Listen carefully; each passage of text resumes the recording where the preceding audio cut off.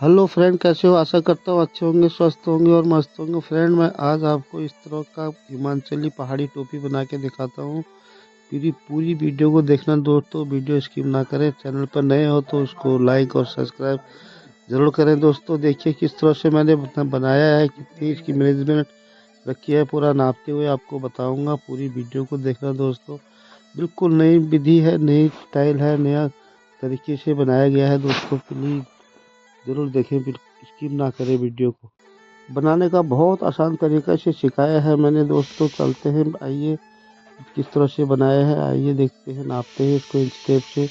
8 by 8 inch का हमने इसकी चौड़ाई लिया है। हम इसको गोलाई करेंगे दोस्तों इस तरह से। आप आगे देखिए दोस्तों, आप किस तरह से मैंने ये बनाया है।